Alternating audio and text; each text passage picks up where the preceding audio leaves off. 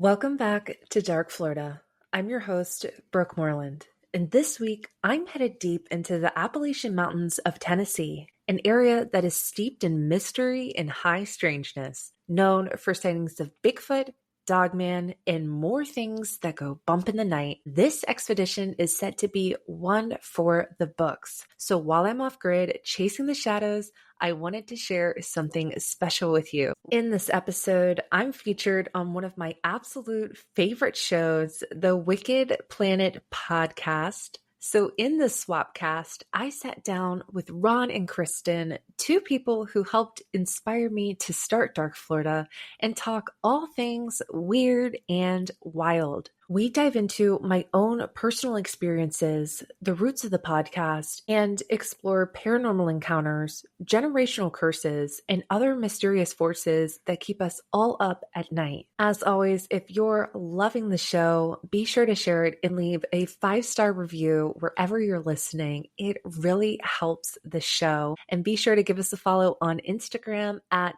Dark Florida Podcast for updates and all things happening behind the scenes. If you have a story you'd like to share or you want to be a guest on the show, you can email me at darkfloridapodcast@gmail.com, and you can subscribe to our YouTube channel, youtube.com/darkflorida411. And if you'd like to support the show, you can head on over to buymeacoffee.com/darkflorida. So enjoy the Swapcast while I'm out in the wild, hopefully not becoming the next campfire story.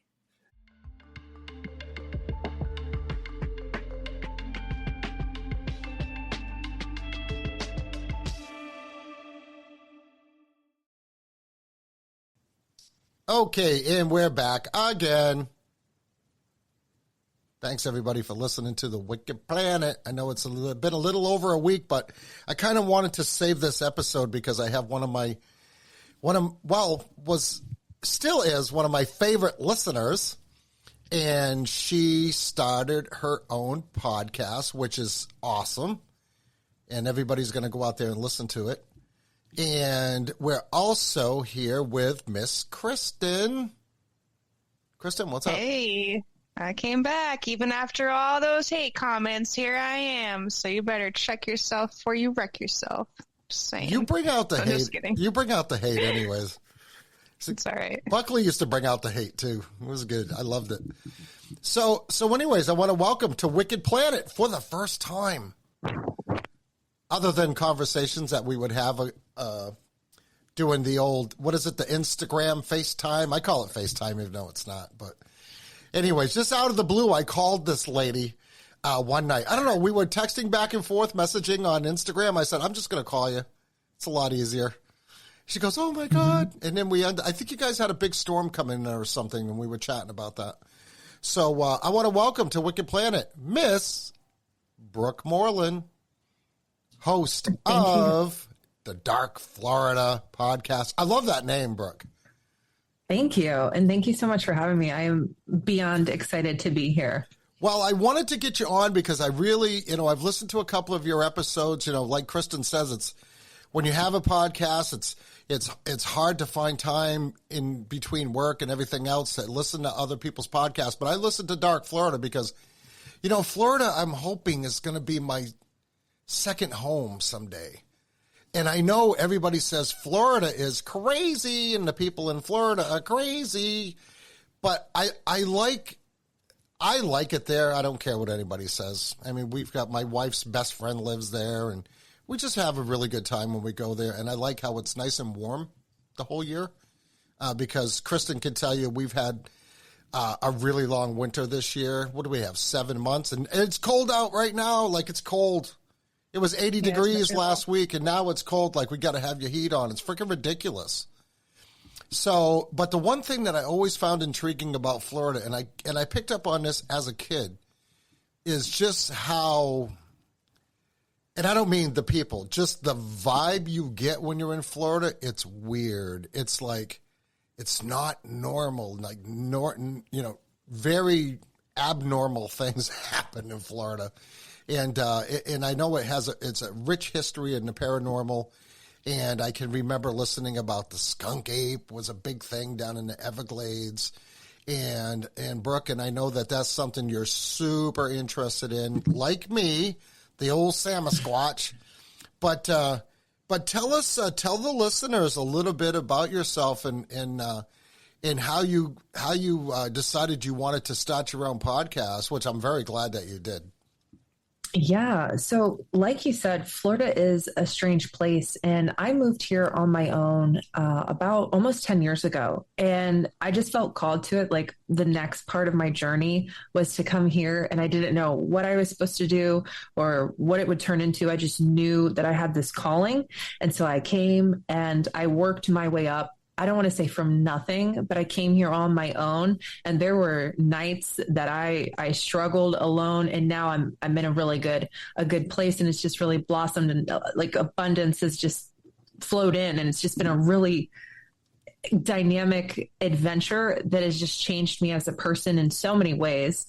And I think what got me into doing the podcast is, well, I started listening to your show. Gosh, probably 3 or 4 years ago now. It's been a while. And I loved the work that you guys were doing. And you guys would have episodes and I'd be sitting there just kind of like having a conversation along with you in my head. I'm like, I'm on the same page. I'm on the same level as that. And then, we started chatting and we hit it off. You were fantastic. I'm like, I love this guy. And I don't even know him.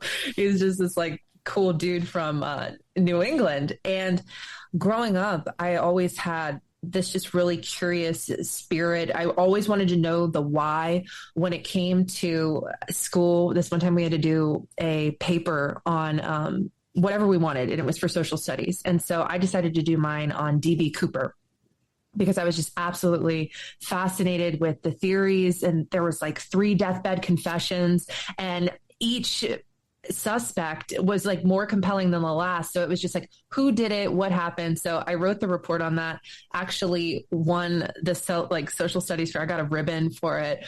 And it was just really cool. So while other kids were like writing about whatever, I was like looking into 9/11 and Building 7. Oh boy. And like, is Paul McCartney dead? Like those were the things that I was like binging on YouTube. And this was before YouTube got really censored. So like it is now, where you can't talk about anything at all, or you'll get kicked off and everything's buried.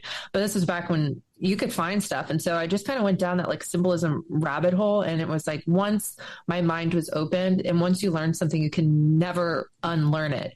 So with 2020 happening, just a shift in our culture and the way that the world was going, I don't know. I got inspired to kind of go and figure some of this stuff out for myself. Like when it came to Bigfoot and the paranormal, my nanny, aka my grandmother, she had a sighting here in Florida back in the 1970s.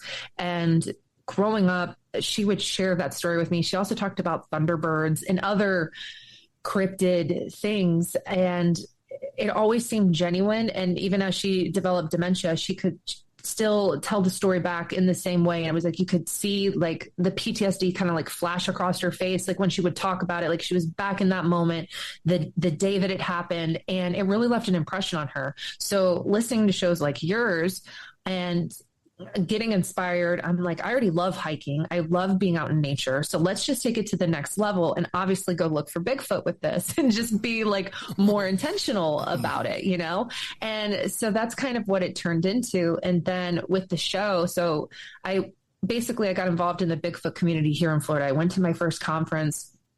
I think it was 2023, I want to say. And there's this big conference they do every year in Ocala.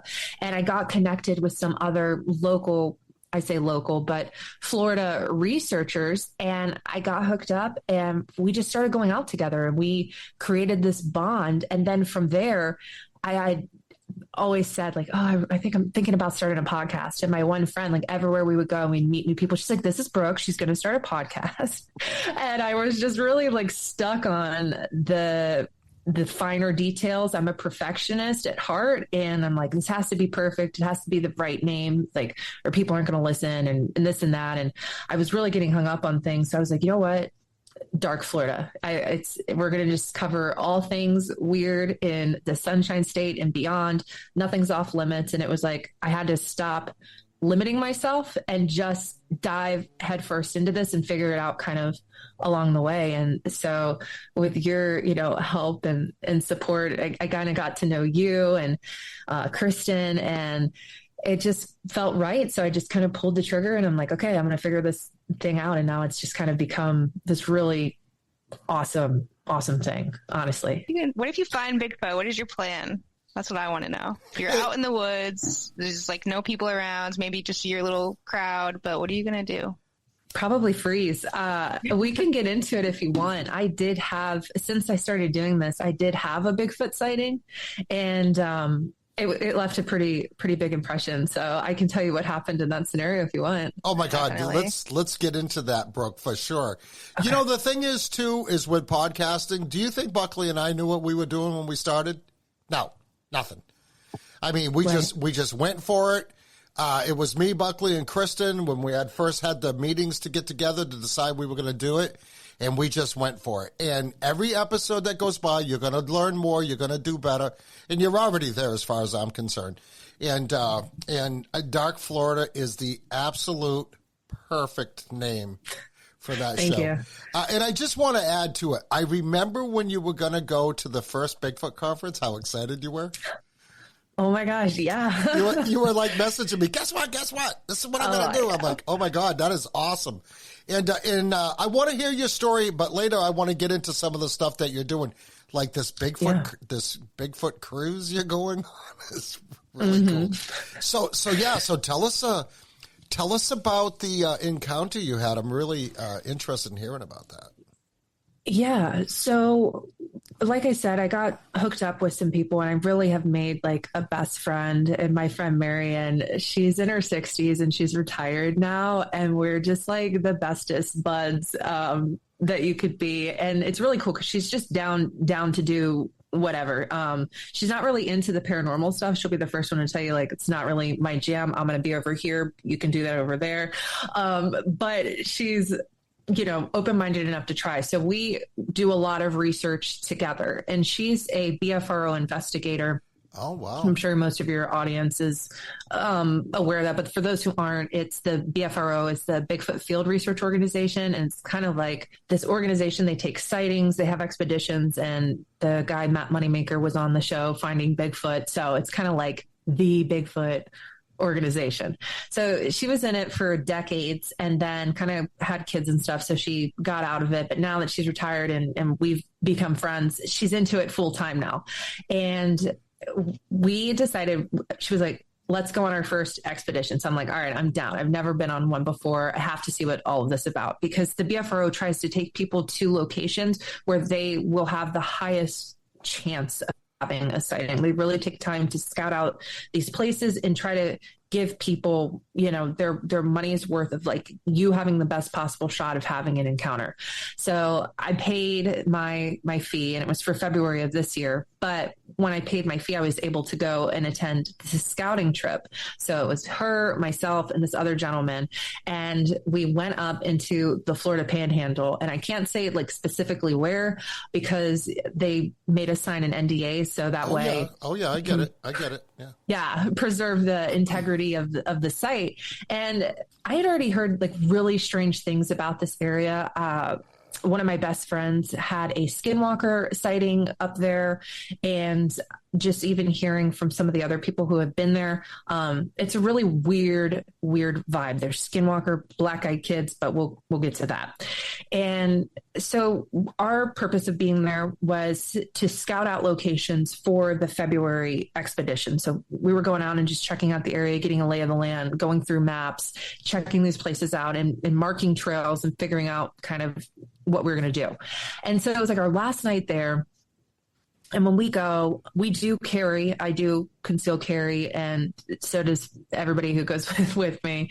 It's mostly for people. It's not really for Bigfoot and wildlife in case anything goes awry. But so with that being said, it was still hunting season, and where we were was in the middle of this like national forest, and it was still hunting season. And my friend had gone on a hike by herself like late in the evening, and she realized she didn't have on her orange. So like halfway in the trail, she puts her bag down and throws her orange vest on, and she keeps on going. I was on the ATV ride, the little side by side, we were going, checking out this area. And we actually were paralleling this buck and the doe with this beautiful rack who they were running. And we're like, we're not hunters. We're just here on this trail. But it was just really cool to see. And so while we were doing that, we came back, and like we were talking about Florida being hot, this is the one time that genuinely Florida was like, okay, we are going to participate in winter, because that night we were going to have a freeze warning and it was going to get down in the 20s. So it was a cold night, and we were kind of just preparing for that and just talking about how crazy this is. We had dinner, and this particular campground has no cell service whatsoever. There's like one spot, like 1 millimeter of a spot in the campground that you can stand and hold your phone a certain way. And you can maybe, with like time gone by, send out a message or something, but you can't really use your phone. It's pretty much useless. So long story short, we have dinner, and my friend's like, oh my gosh, I lost my phone. And so it's like, we can't call it. It's completely useless. So I'm like, oh crap. So we're retracing our steps. It's night out. We're trying to look around, and we come to the conclusion, okay, it's not at the campsite. Where do you think you could have lost it? We're looking all over. And she's like, I think maybe when I was putting my vest on, it fell out. We're like, okay. So this trail that she was on was very close to our campground. Where our campground was, it kind of goes around this lake that's there and circles back up behind a campsite. So it was doable. We could walk it and be back. It wouldn't take us a long time. So I'm like, okay, let's go try to find it. And we take off, and this is about 9:30, 10 o'clock at night. And this lake, it's super cold out. The mist is just rolling off the lake. It's already like kind of creepy vibes. I'm cold. I'm over this. And we're going down the trail. And again, really not even thinking about Bigfoot or anything at this point in time. I'm just thinking, crap, like I really hope we find this. This stinks. It's our last night here. It just really sucks she had to lose it. So we're out there just kind of searching for it, when all of a sudden I'm walking and I look up and I see these two lights up in the tree line, probably 8-9 feet up. And I'm thinking, I'm like, are we back at the camp? Because I knew that the trail came up behind the campsite, and I just wanted to be respectful if we were coming back up, that we weren't like being loud and shining our lights and stuff, like that we were mindful of the other campers. And then the lights went away, and I was like, what was that? Like, now I'm thinking, okay, are those other hikers up on the trail, are they illegal hunting? Because they do that, even though you're not like in the national forest, you're supposed to stop at sundown. The hunters do not care. You will see them out spotlighting, which is another thing you're not supposed to do, that they do at night. They don't care. They'd rather risk it with FWC or something than follow the rules.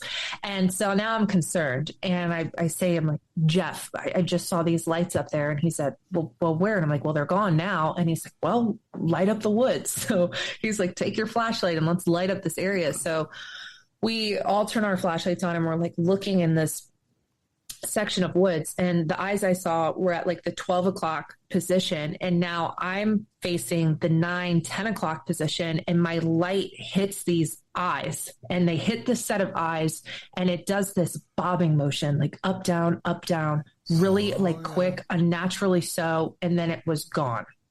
And in a sense, I panicked. Like when your brain goes through that fight, flight, or freeze, like I genuinely had that full chill down the spine. I felt the biggest ick ever, and it was like, I'm not supposed to be here. And my friend Marion, she's looking in the thermal, trying to pick up a heat signature on it. She's like, do you want to look? I was like, no, I'm fine. I've seen enough. I'm good. And Jeff's like, well, whatever you saw knows that you saw it, and it is now hunkered down, like back there. So do we want to turn around, or do we keep going? And I'm like, I guess we'll keep going. We'll keep pressing forward. I'm like, okay, let me get myself together and we will press on. And so we do eventually find her phone up towards the end of the trailhead, but we got back to the camp and everything. And I was just really trying to understand what I had seen, and trying to figure out what it was, because I had even just when we were there, one of the locals, one of the other campers stopped us in the bathroom and was like, "Oh, are you guys going out hunting?" Because we had on orange and stuff. And we're like, not for what most of these other people are. Like, we're hunting for Bigfoot, essentially. And she was like, "Oh, okay." And she's like, "Well, I'm not sure about Bigfoot, but I can tell you about the skinwalkers and the black-eyed children in this area." And she goes on and proceeds to tell us about her encounter with these black-eyed kids on the river back there, that her and her grandfather were boating along, and they look over and they see a man with a girl and a boy dressed in white linen with just big black, like hollow eyes, just staring at them. And when she says to her grandfather, "Oh, did you see that?" He goes, "No, you didn't." So she's sharing these experiences. So I kind of had all this in my head, and I get back to camp and I'm like, what am I doing? Like, this is crazy. Like, I'm out here looking for something, and now I've found something and witnessed something like I can't explain and I don't understand. So that was pretty interesting. And then, like I said, that was our scouting trip, and that was our last night there. So I went back home the next day, and we did go back in February for the actual expedition, and some weird stuff happened on the trip. I didn't have another sighting that trip, but some weird stuff happened to our group when we went back. Well, let me ask you something. So you said you saw some lights. Mm-hmm. What was the elevation of the lights? Could you make that out? They were about 8-9 feet up, like next to the tree, and they were self-illuminating. I would say, I don't know, probably like 4 inches tall and like wide. They were pretty big, and they were bright. That's why I thought it was like coming from the camp. I thought it was part of like the facilities of the campground, or that we were back up behind the site, because they were that bright. Okay, so as you know, I'm sure in all of your research that a lot of Bigfoot sightings, they all start out with seeing lights in the woods, right? Mm-hmm. So just the fact that you saw strange lights and then you got eye shine, that was, what did you say, 7 or 8 feet tall, roughly? Yeah, and doing that bobbing motion. Did you say that somebody got it on FLIR or on thermal? No, she was trying, but she wasn't able to. And she asked me if I wanted to look in there. And I was honestly too afraid to look in the thermal and see it again, because what I had already seen like scared the shit out of me. And I was like, I knew if I saw it again, I'd be like really done. So I was like, no, I don't want to look at it. Well, you have 3 elements here that are credible, right? You got the lights, you got the eye shine at a particular height that's about average, right, for a Bigfoot. Mm-hmm. And you saw the bobbing, which is something else that a lot of people that have encounters, they all say that. They bob or they rock back and forth, or they rock side to side, right, Brooke? I mean, that's something we hear a lot in a lot of the encounters. Yeah, honestly, I think it was the bobbing that freaked me out the most. It was so like, and it's just not your normal bobbing. When I'm telling you, it moves so fast and freaky. I think that's honestly what scared me. I think if I would have just seen maybe stationary eyes, like, okay, that's freaky. But the way that it moved, because it was so unnatural, I think that's what really just like sent it over the edge. And then it kind of, and I don't know if what I had observed were, let's say, the same thing, or if it was maybe 2 Bigfoot, because I just interviewed someone for my show, and she is a psychic, but she's also had like alien encounters and has like mind speak with Sasquatch is what she claims. And we actually were talking a little bit about lights in the woods. And she said, when that happens, a lot of times it is to get you to go in that direction, but really it's a distraction and you need to turn around and go the other way. So if you see something strange, like lights in the wood, instead of following the lights, you need to turn around and go the opposite direction. Yeah, well, that makes a lot of sense because that's probably what most people would do, right? Yeah. I've experienced lights, strange lights in the woods, for sure. I've talked about it on the show in the past when I was up in Jackman, Maine, four-wheeling. That's my hobby that I like to. I always say, I bought this side-by-side in the four-wheeler so I could get further out into the woods so I could go look for Bigfoot, right? So And again, Yeah. you're all out searching for something. And like what Kristen asked earlier, what is the plan, right? What is the plan if you run into something? But here's something I find interesting. In the panhandle of Florida, now this is if you believe this theory, which Anonymous Sean is pretty close to being all in on this theory. And it's a theory that Dr. Longo likes to talk about, and he's the guy, Old World Florida. And it's super, super interesting to entertain. But let's just say for hypotheticals that it's accurate, right? That in the panhandle of Florida, it was where the original Garden of Eden was located. Sean says, okay, so it even says in Scripture that Noah built his ark out of gopher wood. Now, they said that. It's gopher wood. And I know that some translations have changed that, but let's go back to the original text, right? Well, gopher wood allegedly is only from North America and specifically Florida. What is the panhandle of Florida? And all the pieces and parts of the puzzle fits. So say that is true, right? Let's just say. Wouldn't it make sense that lots of weird paranormal stuff is going to happen if you're in a mystical location, which this probably could be? Because if you're seeing, if there's Bigfoot there or skunk ape or whatever you want to call it, and then black-eyed children, which totally freaks me out, and say UFO sightings, which I know are pretty heavy duty in Florida as well. And not only in Florida, but the states just above it, Mississippi, Alabama, Georgia, right? So it's the thing is, like, for me to run, like for you being there running into a Bigfoot, cool, that's what you set out to do. But could you imagine if you came across, say you're walking down a trail and you see these black-eyed children? I mean, these are things that you get or skinwalkers, that was the other thing. And these are the stories that you usually hear about coming out of Appalachia. So, which, isn't far from there where it starts, right? So, yeah, super interesting. Florida it gives me the chills. I just had the chills when I think about things like that because, I'm a firm believer, like for sure. Like nobody's going to convince me that there's no such thing. It's just not going to happen. Because like you, Brooke, when I was a kid, I was like super interested in all of this stuff.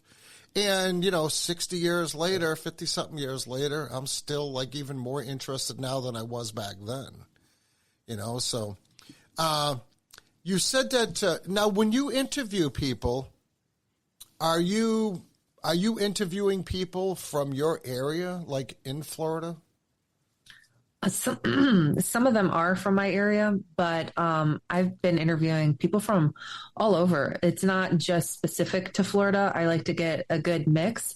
I have used some of my connections here. They have come on the show because, like I said, I've been connected to this really cool community. And just to touch on your point about the panhandle for a second and, Sean's theory, there is a piece of property there. And I kind of like to look at it as like the Skinwalker Ranch of Florida. And it's these people, and I won't say their name, but there's been some shows and documentaries that have gone out there. They have portal activity on their property, and they've had the DOD out there, and I believe they've had Men in Black occurrences happen. But it all started off with them having Bigfoot activity. And then she saw a dire wolf, and they were having the Skinwalker activity as well. And I'm listening to her story. I'm just like letting her share, and she's just sharing all these different things and how things kind of started escalating over time, and how, the conclusion that they're at now, with there being at least 3 portals on their property. And their property is very North Florida Panhandle, almost Georgia, but it's in the area. There's another minister here in Florida who says that this is where the Garden of Eden, and they're extremely close to that area. And when she was talking, when she was done, I said, have you guys ever gotten the ground tested here? Do you guys have any quartz or granite or anything like that? And she looked at me and she was like, actually, we do. And the other people who were in the group like looked back and they were like, I was like, I know, that was a good question. So because my mind was going to portals before she even said it, I was like, I feel like portal activity, because when you have things like the dog man, you're having skinwalker activity, Bigfoot, to me, that's all indicative of a portal being somewhere nearby. If you're having all that craziness unfolding. But one of the things they also had done on their property was they had it tested, because they have, and I can't think of the name of it right now, but there's some trees on their property that are not native to Florida, but for some reason are there. And this property is like really old. They've had it for a long time. And there's like all these like unique trees that aren't supposed to be there is on their property. And they described it as some kind of bio thing. And I think the start of the Appalachia area, it technically begins there or ends there. And so they were saying this about their land. And I just went back to that same thing myself. Like, what if this is some ancient things that we're dealing with? And yeah, she's experienced missing time, the electric, quote unquote, electric company coming out there, all of the guys looking the same. And then she experienced some time loss and wound up like kind of like coming to in the hairdresser's chair, and was just kind of like, didn't know how she got there. And the last thing she remembers is asking those guys, like, why do you keep coming out to my house? And they keep saying, oh, we're here to check the transformer, and like once a month. Yeah. So portal definitely came to my mind when you were telling the story, when you brought up the skinwalkers and the black-eyed children, right? So, again, another theory that I'm super, super like all in on is that these beings are interdimensional of somehow or way. They're interdimensional. And I'm even leaning more to even what we consider aliens or extraterrestrials aren't extraterrestrial at all, that they're interdimensional too, and they come in and out of our dimensions at certain places. Now, do I think they might be flying from other worlds, out in the universe? Well, obviously we don't know for sure, but it's definitely a possibility, right? I mean, you can't ever say, when you look at the picture of the Milky Way and this little speck here with the arrow that says you are here, and we just happen to be the only planet that has, beings like us, like super intelligent beings. And honestly, I think we're dumb compared to the civilizations that were here before, right? So that's always been I always said that we're here like we were much more advanced, and we either pissed somebody off or something, and they shot us back. They shot us back into the Stone Age and said, "Let's see how well you do this time," which again leads to me is like biblical prophecy, right? Because God wiped the earth out with the flood. He said he was never going to flood the earth again. He was going to do it with fire the next time. And then you hear lots of stories about in other ancient texts where there's been nuclear wars, where there's still radiation in the ground. That's not naturally occurring. I mean, you will get radiation, especially like around here, and also places around in the Great Lakes where they have lots of uranium, like around the Great Lakes in Canada and stuff. There's uranium mines there. But in New Hampshire, when you talk about quartz and granite, granite actually contains quartz, right? So in New Hampshire's called, what's it called, Kristen? Granite State. The Granite State. There isn't a single rock here that's not granite. And in this town, when the glacier rolled through, I mean, you can't dig down 6 inches before you're hitting rock. It's just absolutely, it's just a real pain in the ass, especially if you're trying to dig holes, put posts in or anything like that. You're just not. And that's why in this town, the glacier went through this town.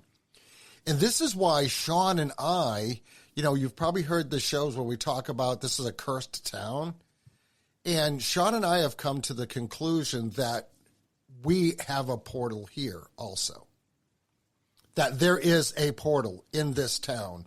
And more specifically, because I only live about a mile from Sean. So up in our neighborhood, up there somewheres, there's a portal. I have no doubt in my mind that there's a portal because Sasquatch sightings, Dogman sightings, I don't know if you've ever heard that story. And Sean has seen birds that he swears to God are ravens, but when he gets closer to them, they're like 3 or 4 feet tall when they're not flying. And he said they're pitch black like ravens. He has seen people in black cloaks up near the Center Cemetery, which is between his house and mine. It's like almost halfway. And it's the geological center of our town. And just weird stuff happens here all the time. Kristen's from this town also. So one thing that when you mentioned those ravens, like that's the first time I've ever heard anyone else say it, but my dad, he lack of sleep a lot of the time and has his own like extracurricular activities, and I never believed him, but he would a couple of years ago always telling me at his garage property, not at the house, but near closer to 106, he was telling me how, yeah, Kristen, at night or sometimes even in the middle of the day, there's like 4-foot tall owls. And maybe he's thinking he's seeing an owl. I don't know. But he's like, they're police owls. They just walk back and forth on the road. I'm like, Dad, they don't make those. Like, I just thought he was like losing it. But now I'm starting to like, maybe there's some credibility there. And like, as far as seeing like cloaked figures, I've seen shadow figures and I would see them in his house in Loudon or... it doesn't matter. Everybody knows where we're at. Doxed ourselves, or two of them anyway. And then with Bigfoot, like, don't people say that there's like, I don't know much about Bigfoot. Like, this is all new to me, but don't a lot of people have like records or accounts of rocks being thrown? Because one time my dad and I were walking on his street, like way up in the woods on the trail, and somebody was throwing rocks like towards us, but there was nobody else out there. Yeah, I'll never forget that. That's a warning sign, right? Yeah, Brooke so can tell you that's a warning sign. And if they're throwing rocks, sometimes they'll throw really big rocks where no natural human would be able to do that. Logs too. Yeah, bugs. They'll throw bugs. Logs. Oh, logs. I was like, ew, I hate them like bugs. Man, I'd rather have someone throw a giant rock at me than a bug. But so do you both think that Bigfoot is like an interdimensional type of being, or? So that's not something I get into on my show. So I'm kind of happy to, like I said, when I was listening to Wicked Planet, I was on par with everything. So I think we all are on that same level of weird. So I feel like this is a safe place, but I'm in the interdimensional camp. There's just been so much research. And I think where I really, and it's all about finding who you resonate with. Cause that's the thing, like my field research partner, she has a completely different opinion than I do. She's in the Gigantopithecus camp.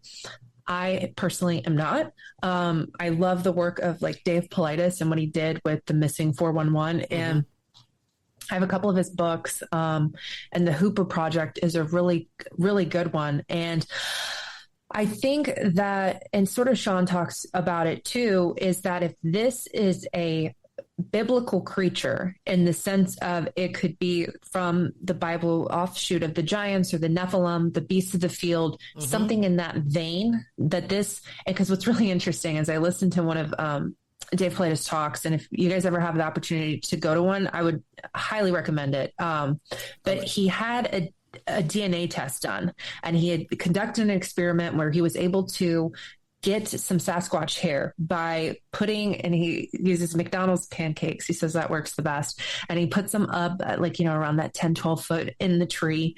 And he puts like tape, the sticky side out, and he leaves it there, and then he'll come back.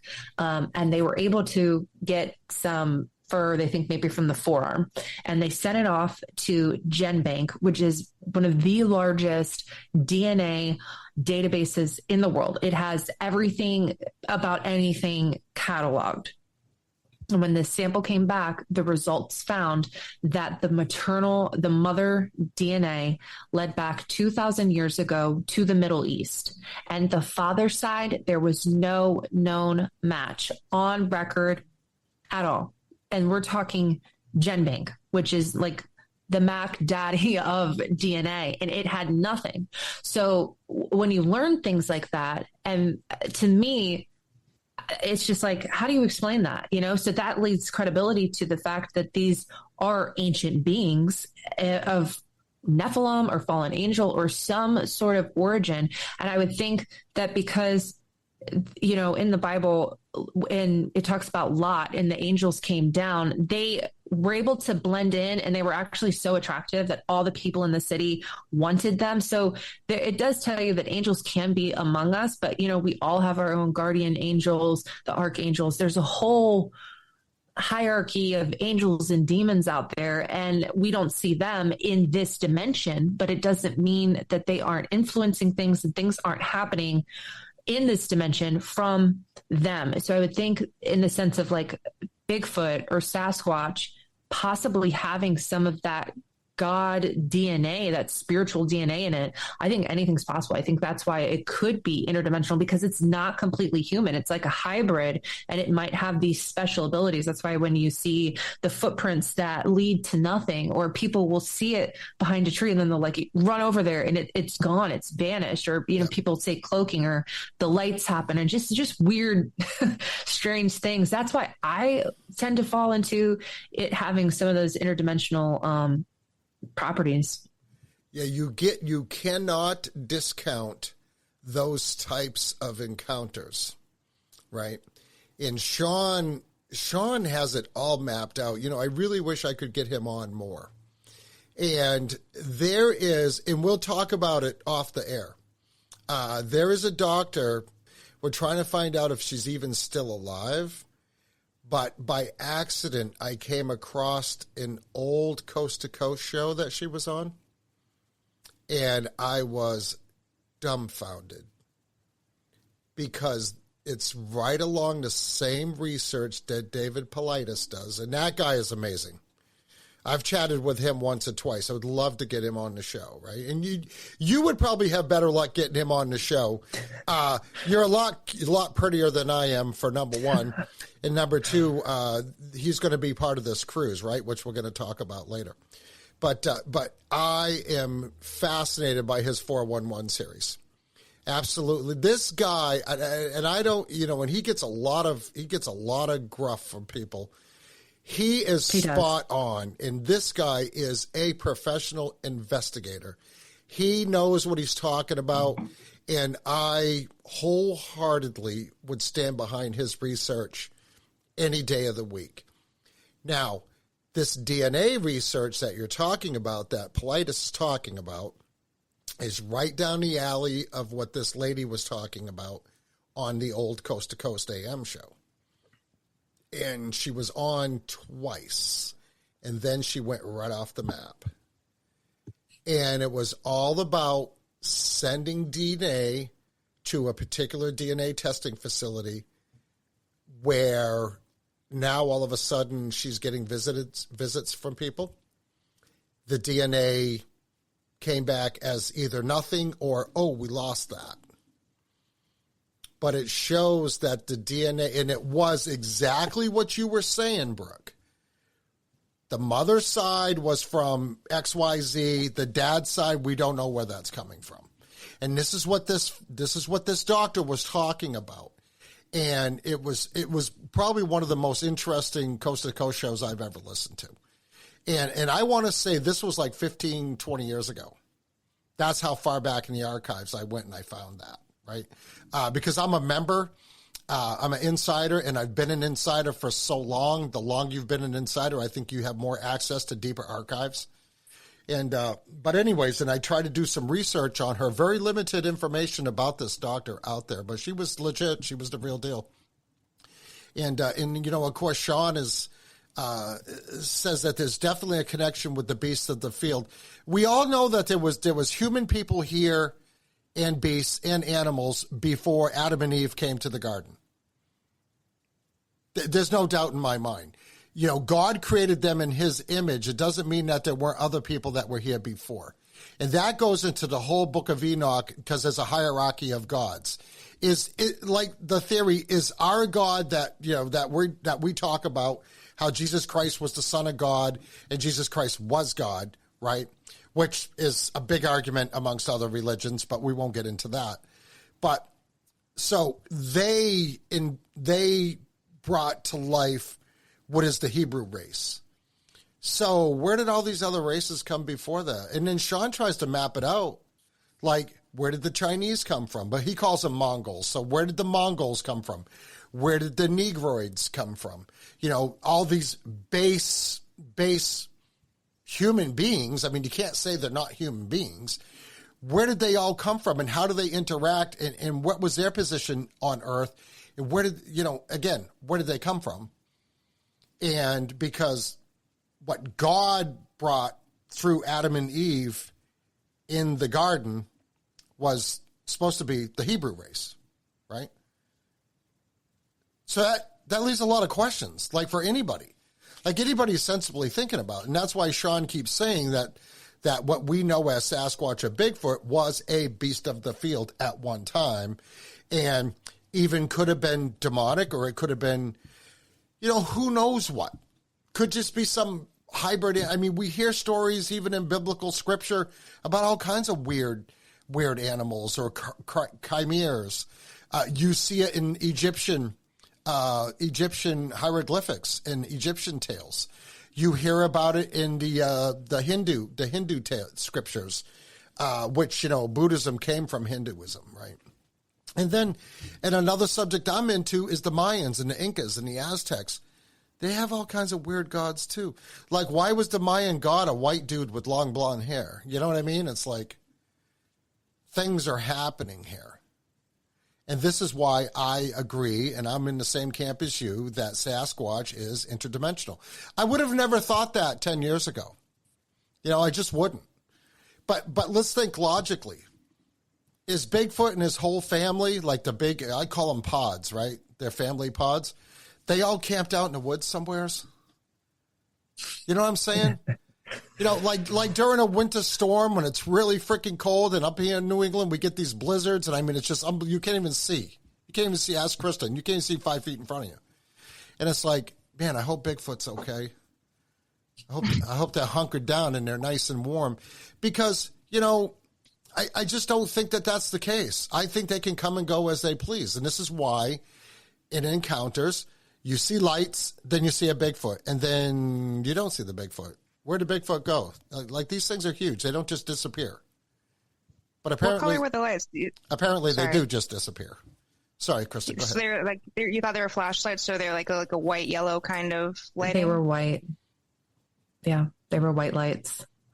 And that's the thing that's interesting about that too, is I think that could also speak to sort of some of the lack of evidence, because Bigfoot sightings happen very quickly. It's not like you said, you go out in the woods, you stumble upon Sasquatch, he's eating a sandwich, like mom's playing with the kids. Like, it's not like that. It's very quick. And I think the whole ordeal with me was under 10 seconds from start to finish. And so with it being maybe interdimensional, I think that could also explain to why people are like, well, why isn't there more evidence? Why aren't we catching it on picture? Why this, why that? And I think that can help explain some of that.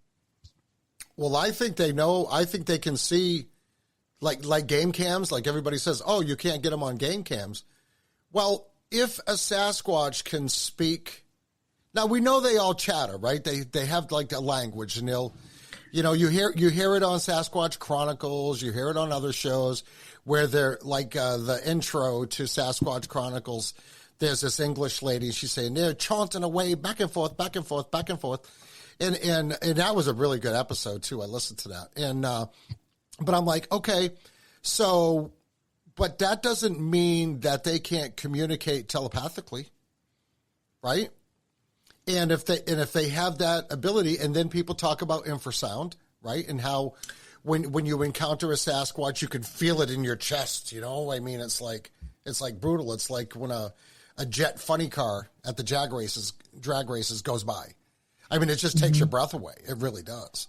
So, I mean, I've met people who have been, they call it zapped. I know several people personally who have described what they call being zapped by a Bigfoot, and it sounds horrible. And one of the ladies who I know, she was on our expedition, so I was really excited to get to go out with her because, from what I understood, she was kind of like a harbinger of like weird things. So I was like, I need her in my group because I'm trying to see some weird stuff happen.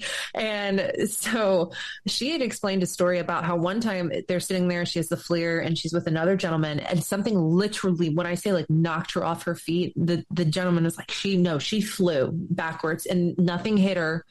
Visibly, nothing hit her, but it threw her back off her feet. And there are people who have gotten zapped, and they think that it's because of the infrasound that it, they hone their focus. And then as far as the telepathy piece and the mind speak, I've heard about that. And I've also heard people say that the Bigfoot phenomenon is like a hive mind. Like if you have an interaction with one, you could go 200, 500 miles away into an area and have more encounters with others. Like they know you. Like once you have had one encounter, whether it's here in Florida, somewhere up in Tennessee, New Hampshire, they know you.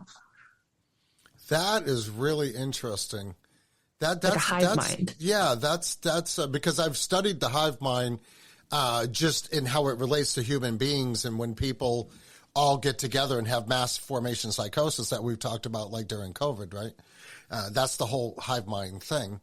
But I could actually get on board with, I mean, say all these people, all these Bigfoot, they're all interconnected, like in their own weird way, right? And that would make a lot of sense. I mean, there's just something way beyond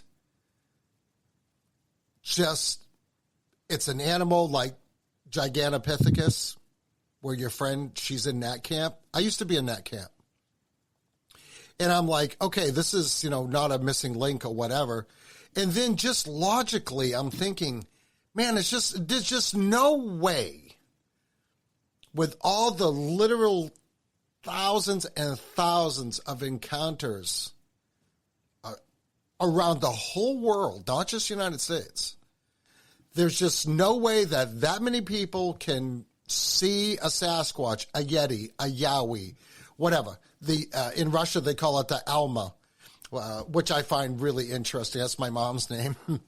And it's like, they're the same, but they're a little different. You know what I mean? Like each one's is just a little different. Like the Yeti is a little smaller, but it's more ferocious, say, for instance. And then the Yowie, the same thing. It's a little smaller. It's just a little bit more ferocious. And I think the Yowie, isn't that Australia, Brooke?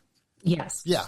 So they're all a little different. And then we hear stories of how some of the Sasquatch that are in parts of the United States, they just as soon like stay away from you. Like they don't want to interact with you. So they're not going to get real ugly with you. You know what I mean? Until somebody pulls a gun on one.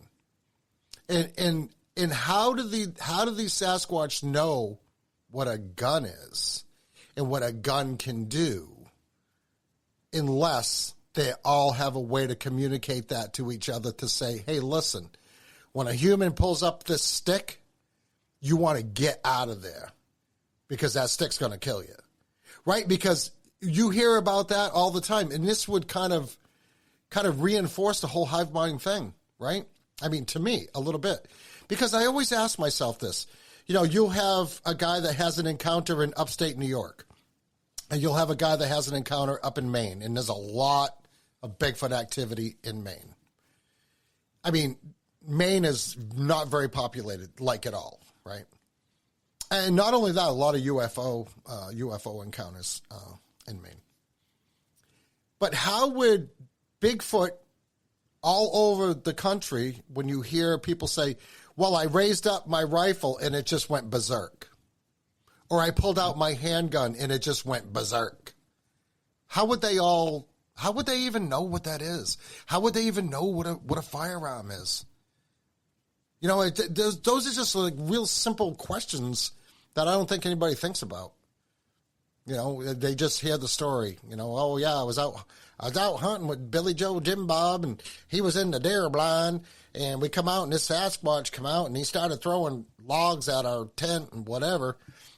But okay, get to the part where you pulled the gun on it, or you pulled up a gun just to check it out in your scope, which is something people will do, right? Like they'll use their scope as a spotter, and Bigfoot don't like that. But how does Bigfoot know about that? Unless Bigfoot knows that fire comes out of that stick and you go black after that. You know what I'm saying? No, absolutely. I mean, it's just really, there's just so many questions when people talk about Bigfoot, and, you know, and people, even my friends, even to this day, will give me a hard time. Oh, maybe you'll see a Bigfoot. And I'll say, okay, you can talk shit.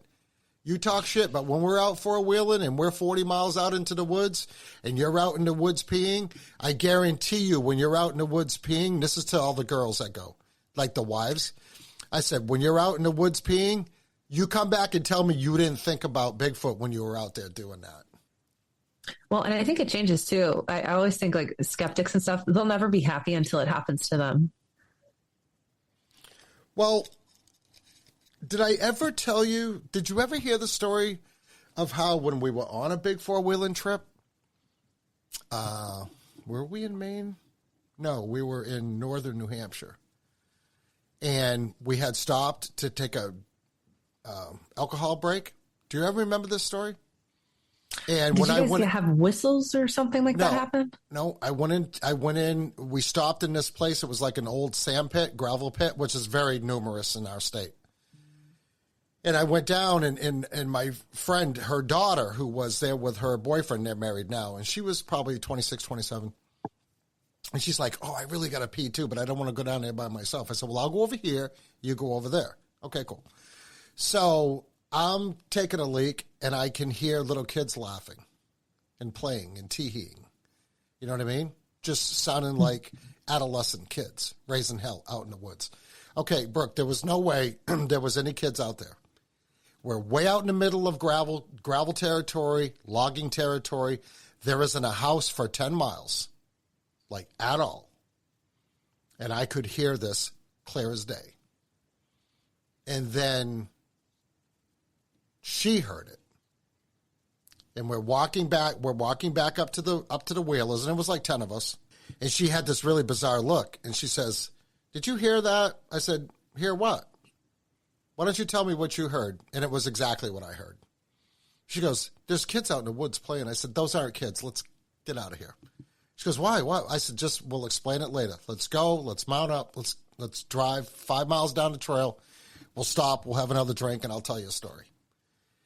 I said, that had to be adolescent Sasquatches out there playing in the woods. And we have heard those stories as well, right?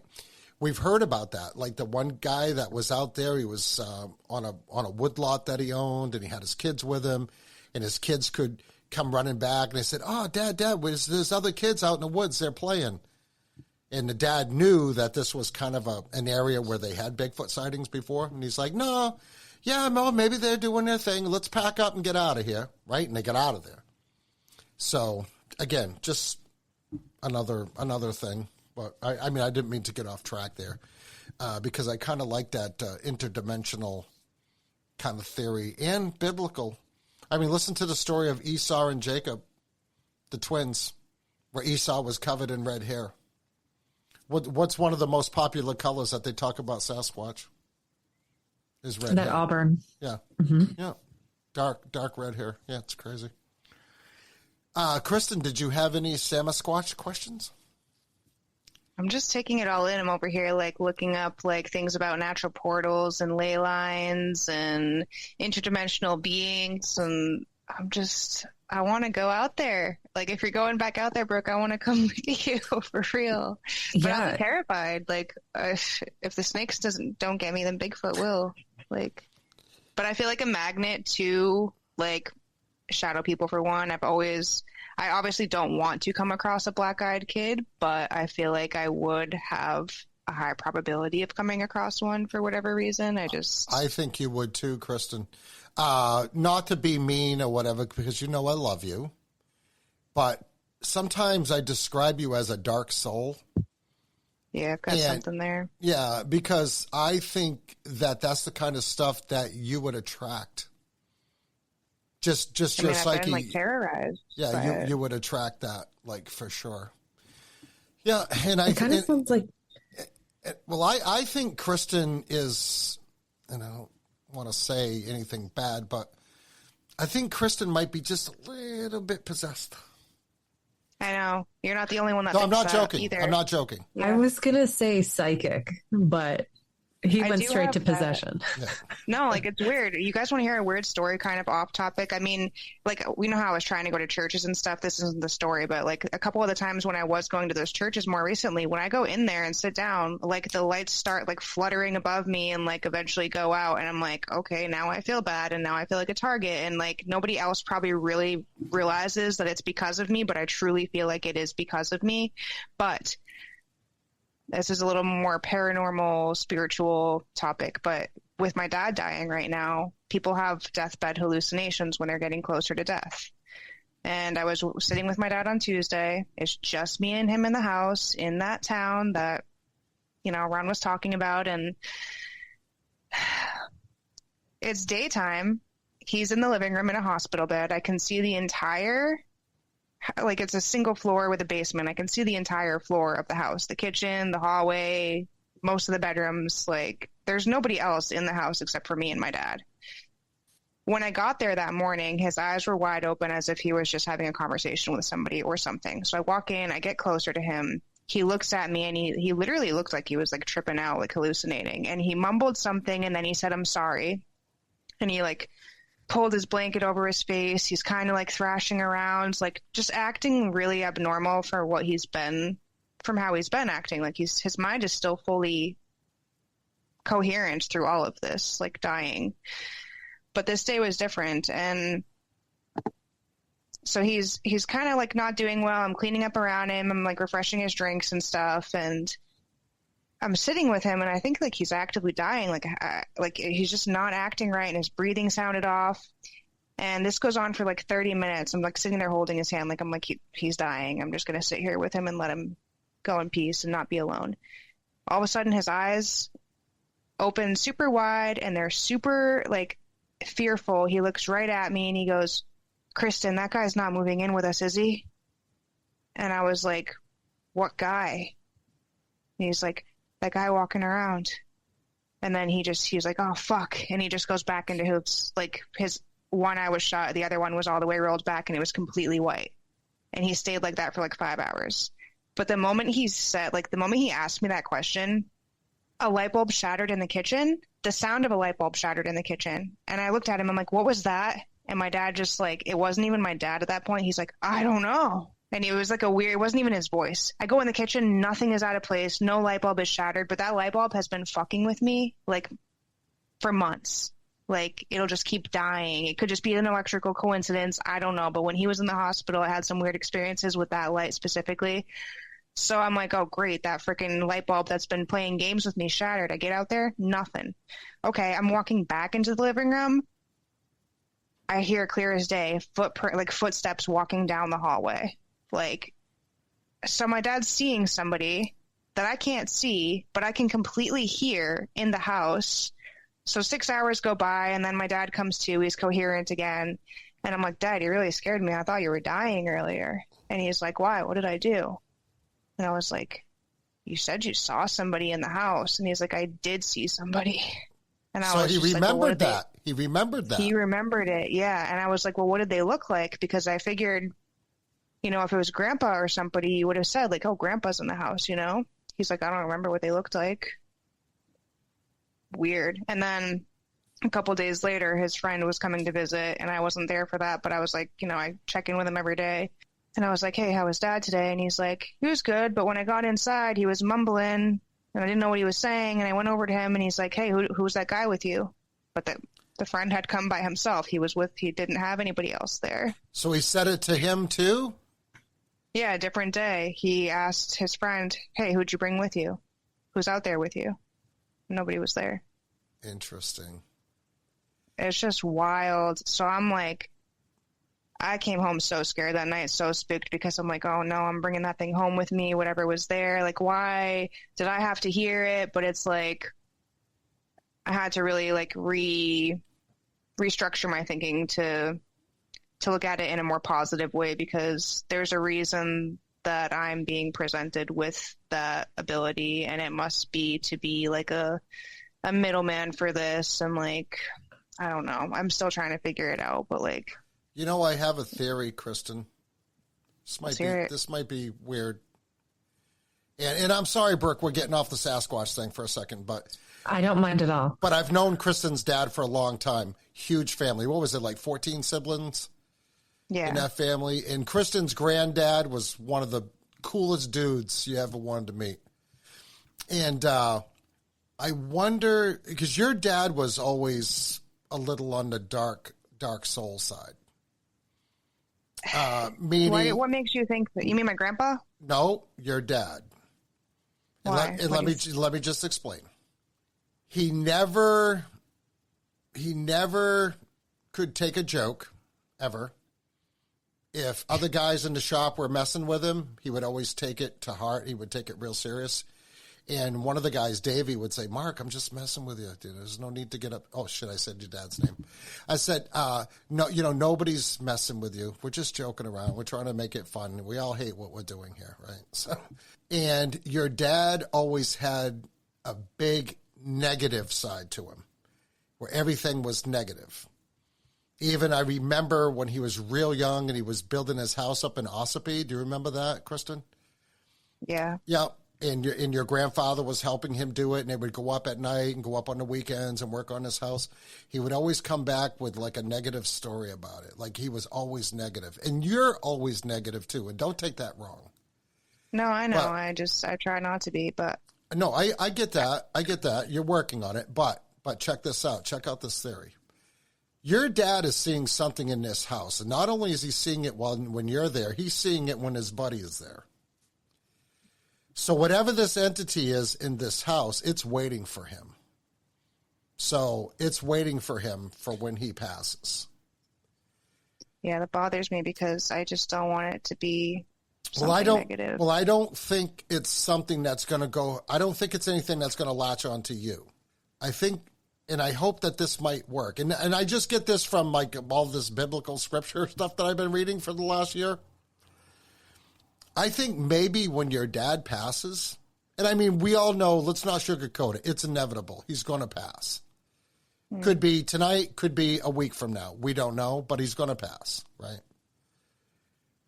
I wonder if when that happens, whatever this darkness that's surrounding him and this darkness that's surrounding you might just go away.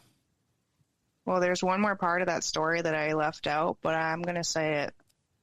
So after he had asked me that, and after I heard the light bulb that shattered but didn't shatter, and then the footsteps,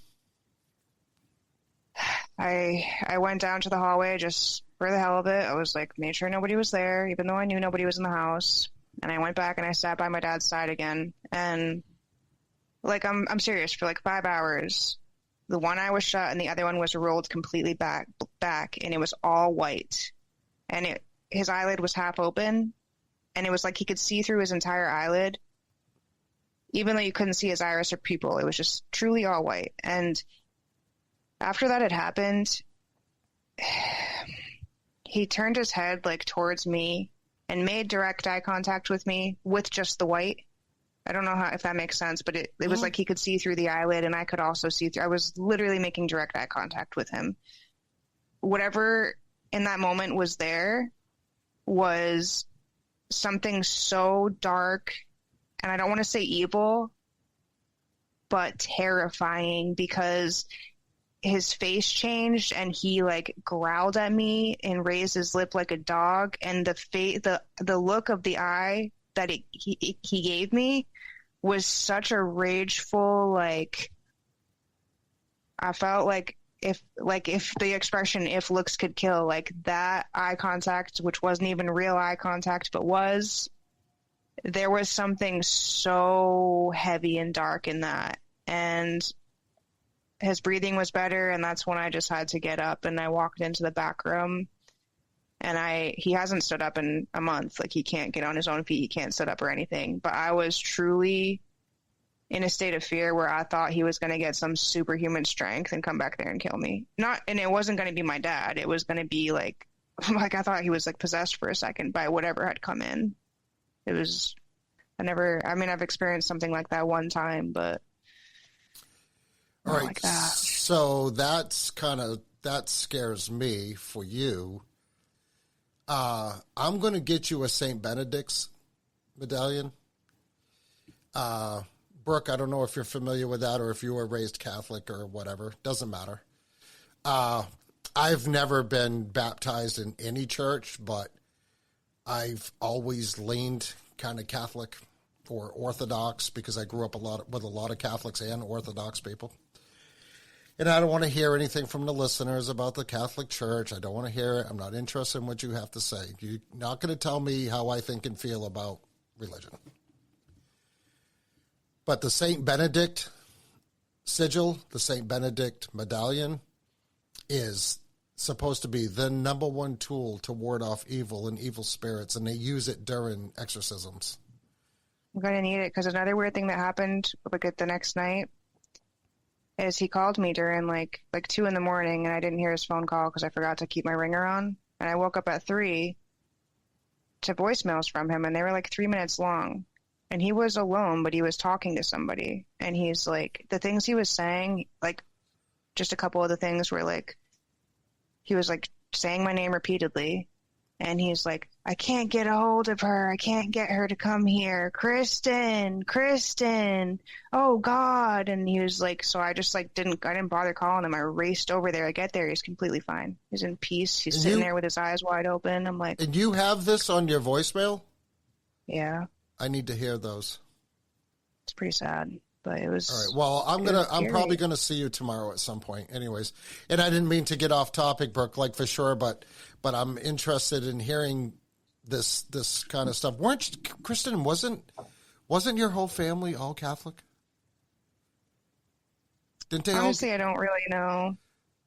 I have no idea. But Brooke, what do you think about this from a paranormal? Let's get off Sasquatch just for a little bit. From a paranormal kind of worldview on Kristen's story, what are your thoughts on that? It's kind of bizarre. Well, the first thing I wrote down is, don't you have Scorpio placements? Yeah, you little creep. I'm just kidding. So Capricorn sun, which is actually cusp of Aquarius, but technically Capricorn, the Pisces moon, and the Scorpio rising. And then I'm sure there might be a couple other things, but. So I remembered the Scorpio rising because I'm a Scorpio rising too. And one thing that you will consistently read, and that's really strange, is that they say like people who are Scorpio rising, they do have a dark energy, like a very intense energy. And sometimes I don't know if other people feel it when they're around me, but I can tell when like my own personal intensity is up. And so I know you're a Scorpio, so that already makes us a little emo anyways, especially being the Scorpio rising. So I was wondering about your dad, because when Ron was talking, I was like, oh, he just kind of sounds like a Scorpio, to be honest. So I don't know if he has any of that in his chart. I'd be curious. And then, from that paranormal thing, especially something that I've been really interested in, and I really want to dive more into, is like, how they talk about like generational curses and the sins of our fathers. That is really intriguing to me, because it's like we could be paying for things our great parents did that we had absolutely nothing to do with. And I think when you were talking, there's a difference between possession and oppression.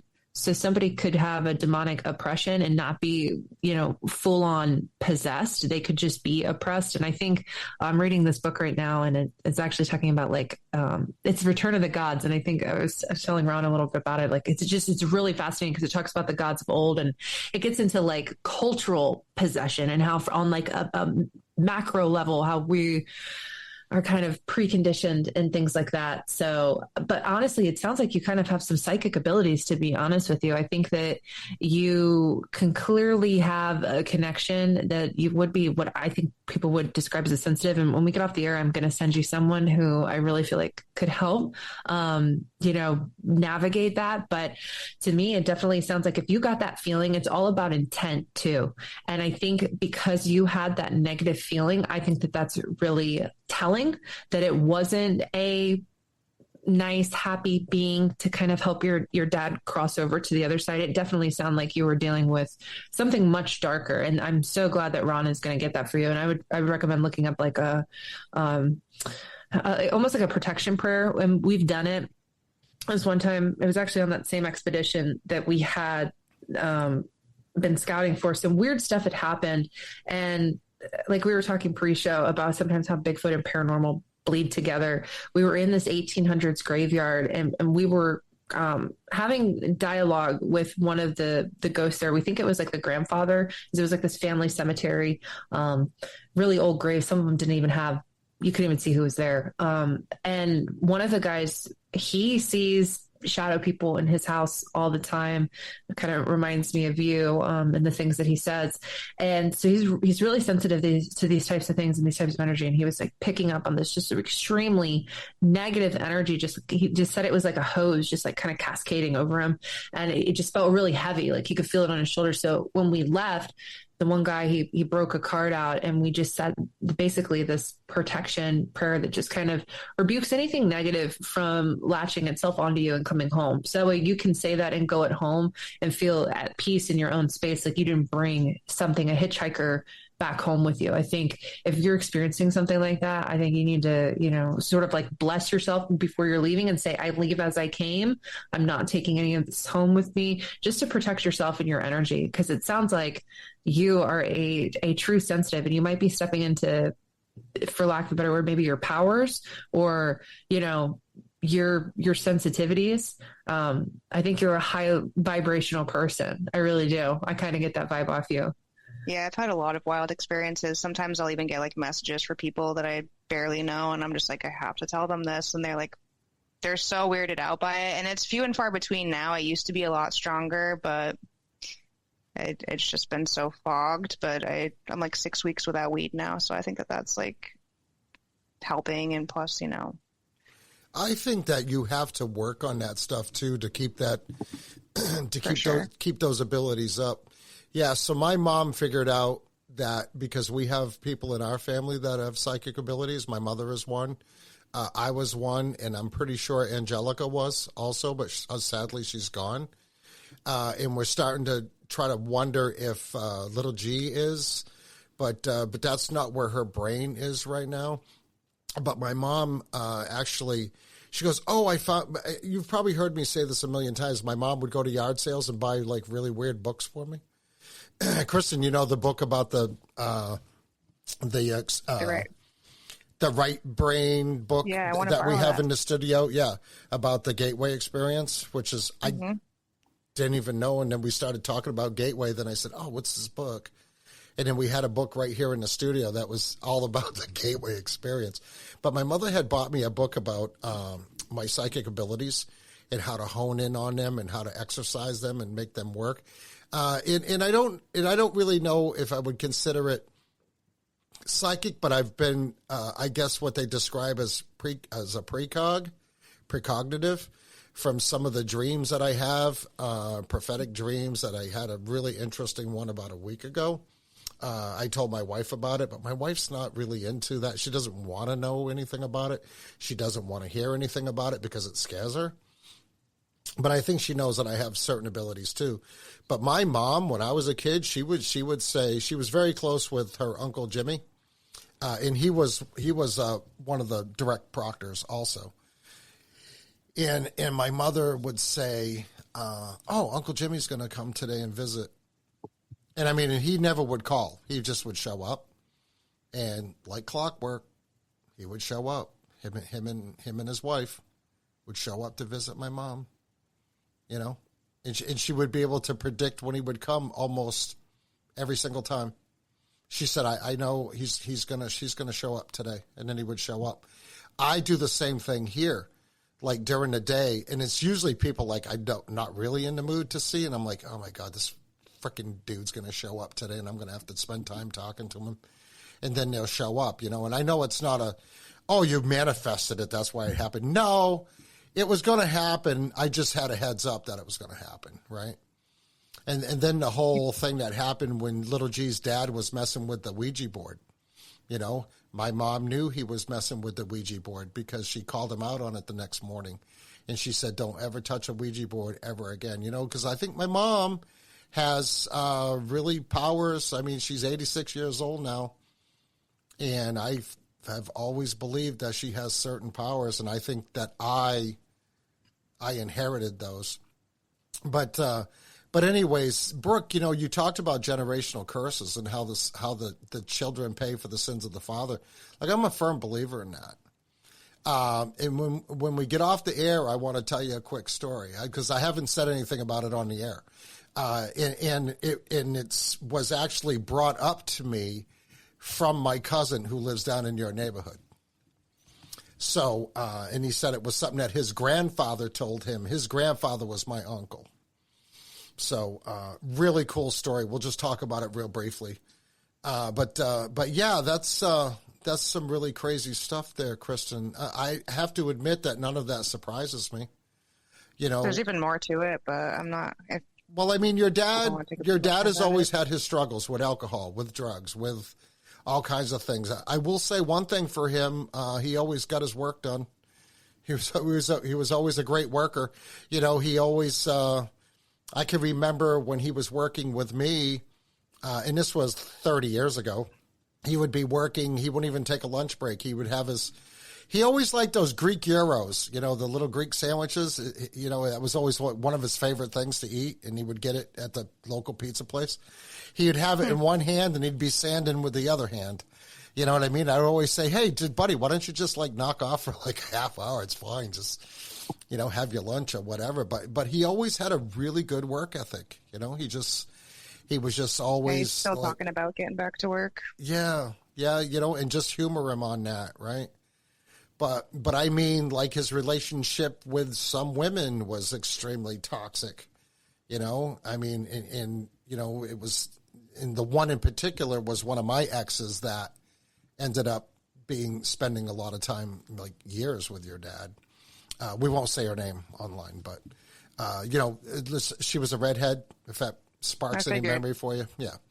So anyways, yeah, so, I really feel bad for your dad. I feel bad that he's, in this position and how quickly it came on, or how, not quickly, but, went undiagnosed, for so long. And I mean, because your dad is in my generation where, we're not really into going to the doctors unless we're half dead. You know what I mean? We just don't do that. But, yep. But that's really interesting. I'm definitely going to be making a trip to the Catholic store tomorrow, though, because I'm a little concerned. I don't want you to bring anything home. I mean, I'm a firm believer in this stuff. I've studied a lot about the demonic realm. I've listened to a lot of audiobooks, from real reputable people. Brooke, have you ever heard of Michael Heiser? Okay, so you know who I'm talking about. He's sadly passed away a few years ago, but that guy wrote a ton of books on the demonic realm, and it's just super interesting. That stuff is real. I don't care what anybody says. That stuff, my biggest fear, is real, and it's nothing to be messed with. And that's why my mother freaked out on my brother when he was messing with the Ouija board. And that's not just because, we're descendants of John Proctor, who was hung in the Salem witch trials, because for all we know, they weren't witches. I mean, that's always been my family's kind of hill to die on, is that it was just a big land grab. But we don't know for sure. We weren't there. So, we know that the Puritans weren't that pure. I'll say this too. If hypothetically there is some sort of generational curse on you or something's been passed down, none of that can't be undone. Mm-hmm. There are certain things curse breakers are a real thing. And I think I am a curse breaker for my family. I look back and I, on both sides, some of the stories that I heard from things my grandparents did that were off the chain. My grandfather, while my grandmother was pregnant, tried like axing the car that she was in, like tried to kill her. And my dad was like in the back seat and everything. And so, like anger and those crazy things, alcoholism, all those things like that, they do pass down through the line. And honestly, like, I think that some of us are meant to be those curse breakers. Like tomorrow is going to be 500 days sober for me from alcohol. Yeah, that's great. And I never, thank you. And it was necessary for me in my growth.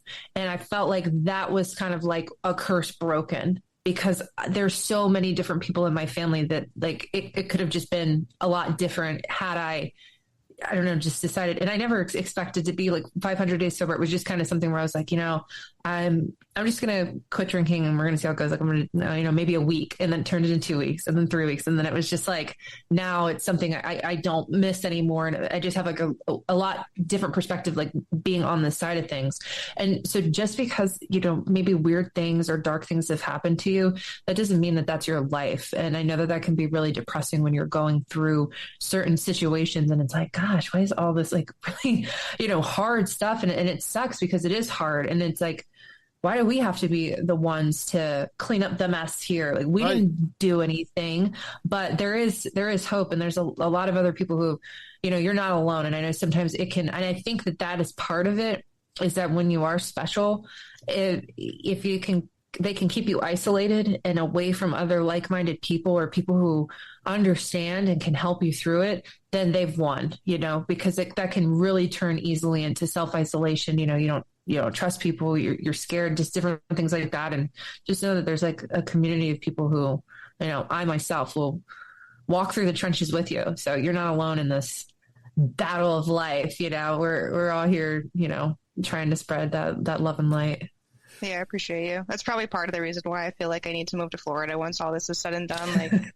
Like you and Ron need to come on. We can move the haunted garage down here. That's definitely my plan. I mean, my wife would go tomorrow. If we didn't have little G, there'd be nothing really here to hold us here. Little G can come with you. What do you mean? What's that, Kristen? Well, little G can go too. She'll make new friends. Yeah, but that's not. I mean, she's 14, going to be 15. That's not how their brains work.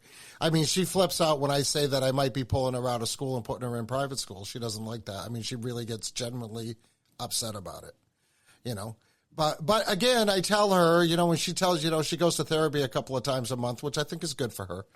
And she'll say, oh, my Uncle Ron, man, he's hard. He's a hard one.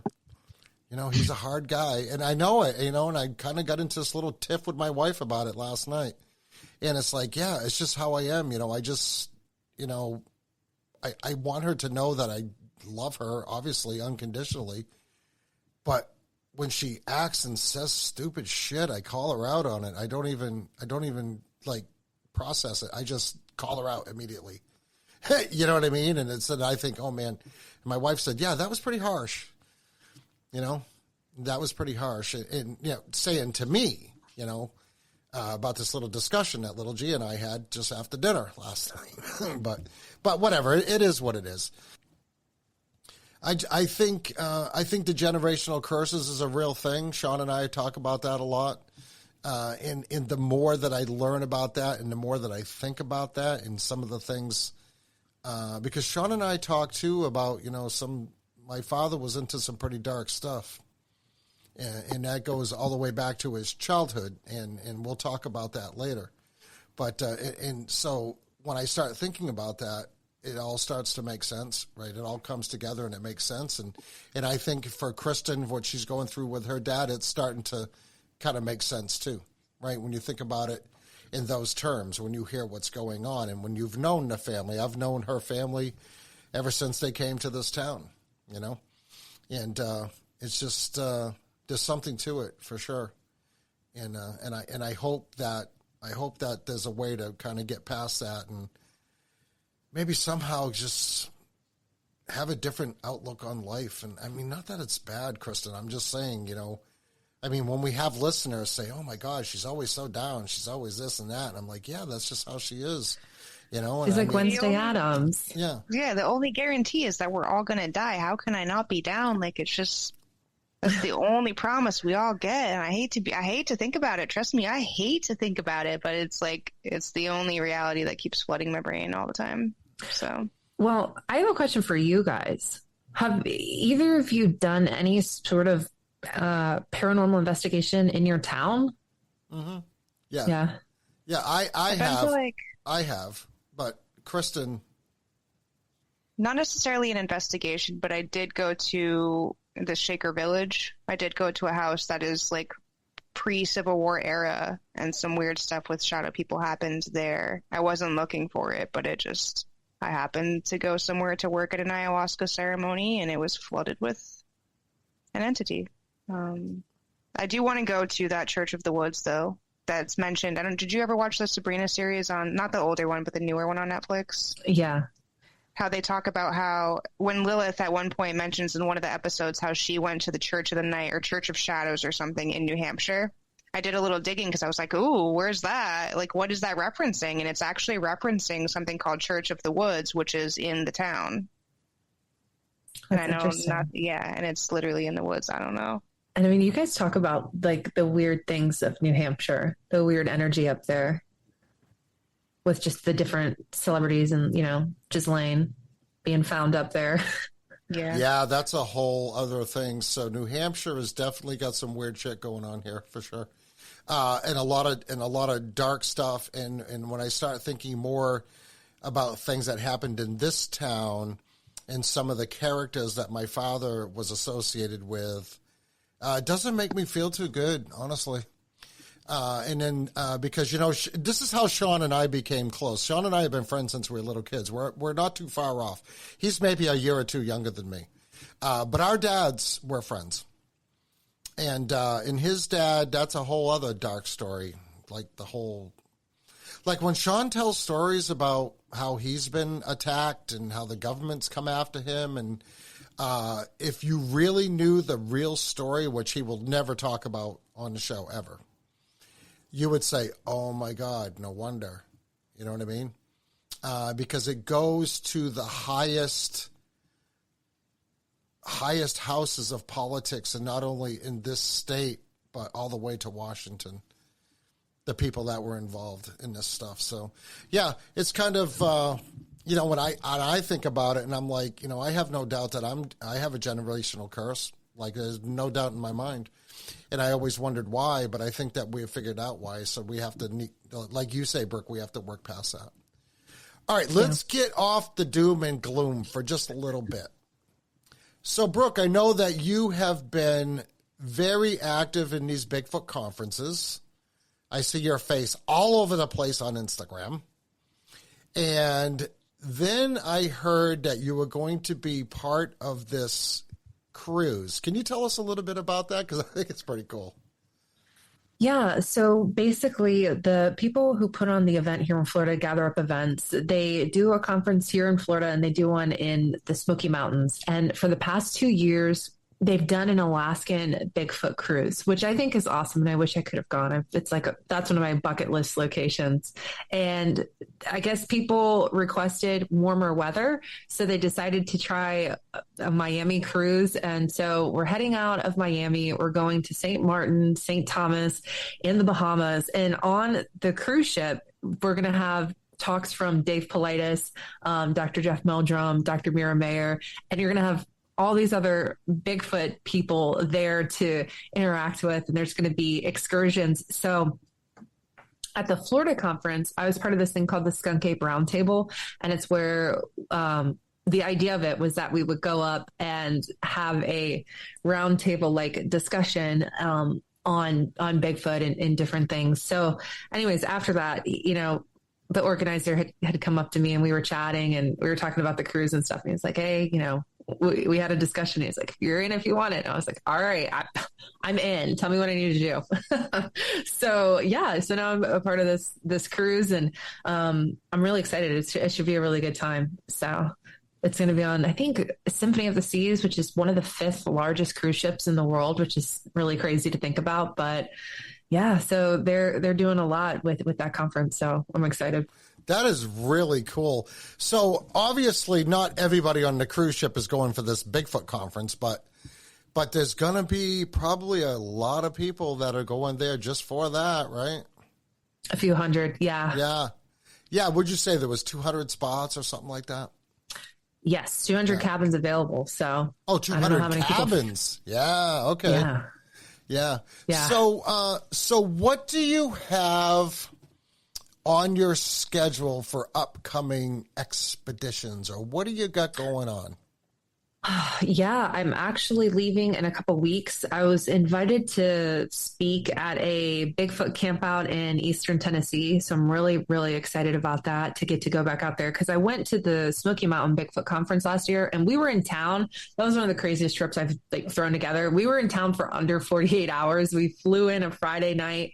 We had the conference all day Saturday, still went out and investigated Saturday night, and we were back in Florida by noon on Sunday. So it was a super fast trip, but we tried to make the most of our time there. And since going there, I've actually made some connections and have friends now in the Eastern Tennessee area who are researchers out there, and they're having dogman experiences, Bigfoot stuff. One of the guys is having Men in Black government stuff happen. So all that to say, I was invited to go to this camp out. So I'm really excited. That's going to be in Eastern Tennessee in June. So I'm so stoked to be able to get back out there. And I've taken some time off work to go and just really investigate the area. So that's one thing I have coming up. I was invited in July to do another scouting trip with some BFRO members in Tennessee. So I'll probably be heading back there for that too.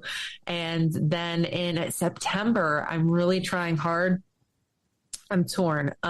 There's 2 expeditions coming up. There's one in Ohio and there's one in Arizona. And I haven't been to either state, and Arizona just sounds more appealing to me. No offense, Ohio. I know Ohio has weirdness going on there. So that intrigues me. And I've spoke with a investigator who has gone on the expeditions in Ohio and has had some crazy stuff happen where they hold these expeditions. So I'm really torn, but the one in Arizona is actually on a Native American reservation. And I can't remember the name of which one right now, but they supposedly have these caves, this cave system there where they have found Bigfoot evidence of it living there or having lived there in the past. So that one sounds really cool to me. And I know Arizona's kind of got that weird vibe. It's close to the Navajo. So I'm kind of leaning more towards that. I'm thinking, because I was shocked, by the way, to fly into Ohio from Florida. I was surprised by how expensive it was. And if I'm going to pay that much money, I think I'm going to go to Arizona. So that's kind of what I'm leaning towards right now. But I'm hoping to do that in September. And then in the meantime, lots of field research here.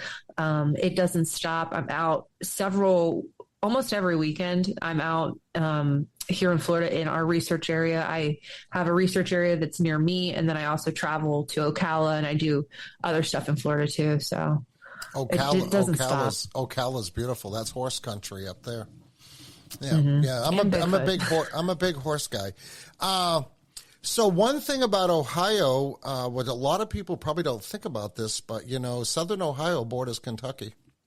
So a lot of strange stuff happens in Kentucky. Of course, Kentucky, the western part is flat. That's Tornado Alley. But then you get to central Kentucky. That's all horse country. You got Lexington to the south. You got Louisville to the north. And then you have eastern Kentucky, where I'm from. That's Appalachia, big time. Well, and the LBO, land between the lakes. All right, well, that's where this was going, because when you said Eastern Tennessee, I'm like, okay, so you have the LBL right there, and a lot of people don't talk about, but some of the LBL is actually in Kentucky. It's Kentucky and northern Tennessee, right where the LBL is. And you want to talk about some crazy stories that come out of that place, and more dogman than Sasquatch. So, and then if you heard, and I want to say it might have been on Tony Merkel's show, The Confessionals, we had this retired police officer, or he was into law enforcement of some form, was hearing weird sounds like metal doors opening and closing, kind of like Star Trek ways, like a swoosh, and seeing dogmen and seeing Bigfoot. And that brings the whole question in, is dogman and Bigfoot, do they work together? Which one is worse? Because if anybody, you ever hear any stories, dogman makes Bigfoot seem like Santa Claus. like dogman is the real deal. I've always been a firm believer in werewolves. I mean, dogman is a werewolf. I mean, that's, you can say, oh, it's dogman. Okay, well, that's a werewolf. So there you go. Is that interdimensional, or is that the old stories that come from medieval Europe of people that are actually cursed that turn into werewolves or whatever? Whole other rabbit hole to jump down. What did you have on that, Brooke? Well, so the gentleman you're talking about is Martin Groves, and I got to meet him, and he's so friendly and so nice. I've been wanting to get him on the show too, just to share his experience. I know he's having some health issues right now. But he had some sightings out there. And then when you talked about the metallic door, it's really interesting you say that, because I had a UFO sighting back in 2014 in South Carolina. And one of the things that happened in tandem with seeing these lights in the sky, where we were hearing when the lights would go out, this like metallic door, like almost you remember how like in the early movies the IMAX thing would go whoa, and it would like shake the whole theater. It was kind of like that.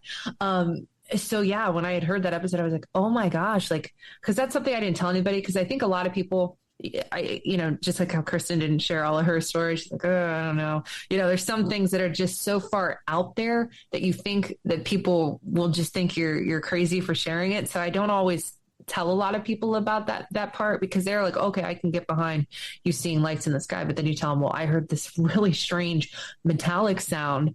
Then it's like, they're like, what? Okay. It's like a step too far for those people. But as far as dogmen and werewolves go, from what I've been told, there is the difference in the sense that, like you said, a werewolf is someone who's cursed, who can come back to a human form. But a dogman is like that hybrid being. That's it. It is. And I really think it ties back to the Egyptians, honestly, and Anubis, their god of the dead, because it's so interesting. You hear that these dogman sightings happen around cemeteries, places where, people have died and things like that, as if it is that guide to the underworld. But then again, there's this almost government conspiracy angle of it being an asset to them. And I've heard this more than once. I almost feel like, just like with Bigfoot, that there could be variations of dogman, like werewolf, dogman, maybe more of that demigod status, and then something else entirely that could be this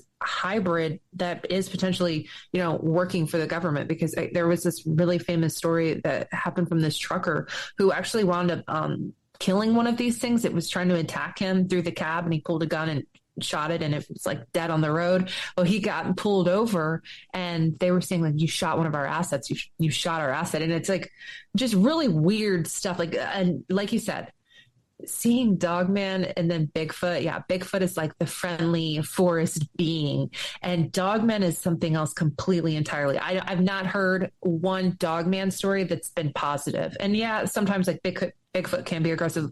It can throw rocks. It can throw logs. I mean, if you're getting close to it or threatening it, or, maybe you're near a family unit, I don't know. Sometimes, depending on location too, they are more aggressive, but a lot of times they are benign.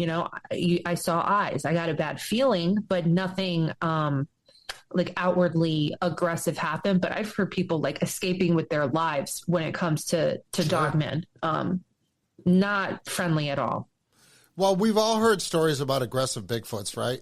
And again, it's if you threaten them, if you pull a gun on them, if you mess with anybody in their family pod, like their youngins, right? You're going to have a problem. You're going to get aggressive. There's been several stories where there was a person that was out and he was hell-bent to go out and kill a Bigfoot, and they found this dude stuffed in his truck, all balled up and broken, and was just rolled him up in a ball and stuffed him in his truck.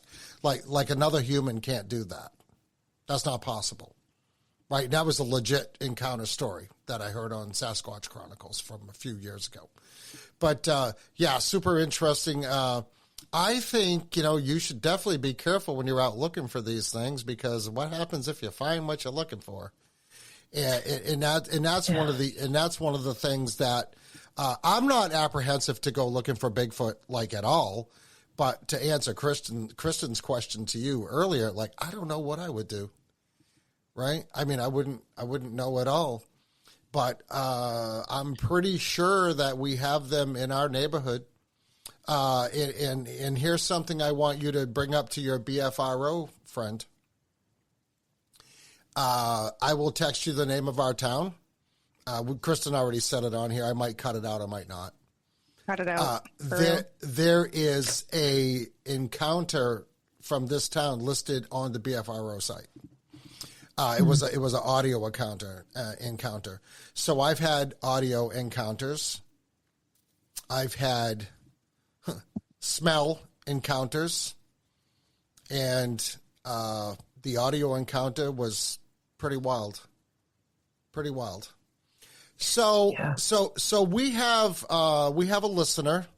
His name is Ricky, and a few years ago, he was going on. He's a big motorcyclist, and he's married now and just had a little baby. So Ricky, I know you're probably listening. Congratulations, buddy. Your baby's beautiful.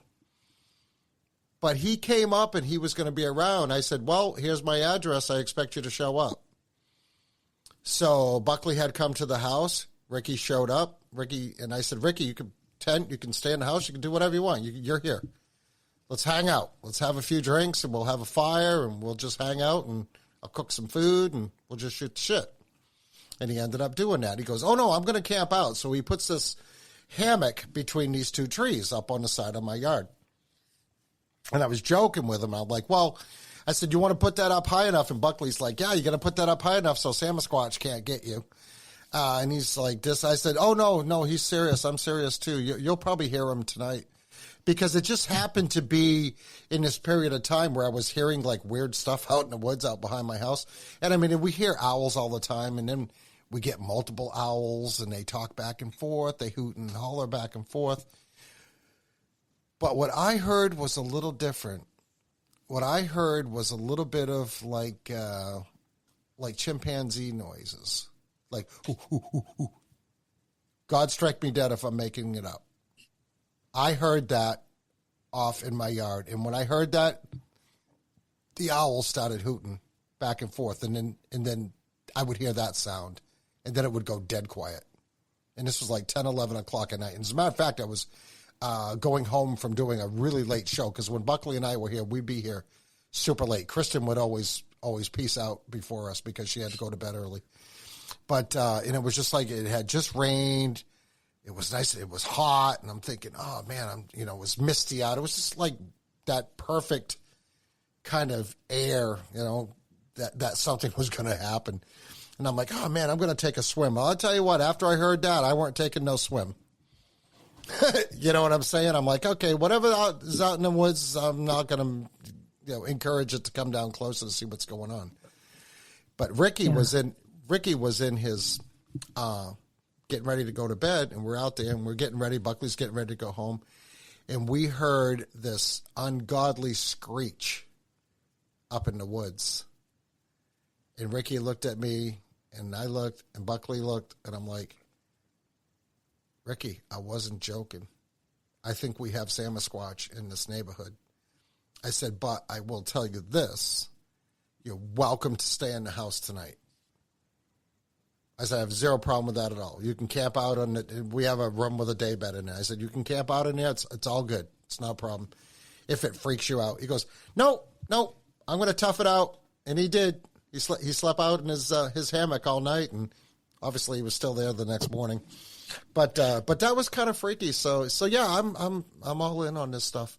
But have your friend check out when I send you the information. Have her check it out because it's in there. It's in there. Yeah, it's from years ago, but it's in there. And we can talk off air about it because she has access to the ones that aren't published. So we can definitely chat about that. And just to your point, I wanted to mention about you saying, be careful while you're out there. After I had that initial sighting, when I saw the eyes, I did go back and I really wrestled with it. Like, should I just stop and walk away from this? Like, what am I doing? Like, I'm a young woman. Like, why am I out here like playing with something that I don't know that I can thoroughly protect myself from? Like, I don't know what I'm up against. And so those thoughts did cross my mind. I had a really like come to Jesus moment where I'm like, am I playing with fire? Am I doing the right thing? Is this my sign to walk away? But honestly, I feel like for whatever reason, and I don't know what, but I've been called to this. And I feel like with anything, when you start walking in alignment with what your path is, things start happening. Like when I started this show, so many things, doors opened in ways that I wouldn't have anticipated a year ago. And that opportunity led to another one, led to another one, led to another one. And sometimes when things happen, those synchronicities aren't coincidental. And so for whatever reason, I am called to this field to do this work. And that's what I do know, is that you know how they say like Bigfoot's the gateway drug. I'm definitely addicted and maybe even borderline obsessed with it. But I don't know, when you're called to something, you just know it. And I just feel like I'm called to do this for whatever reason. I don't know what that is at this point. Well, Brooke, why don't you tell the listeners where they can find you and where they can listen to Dark Florida podcasts?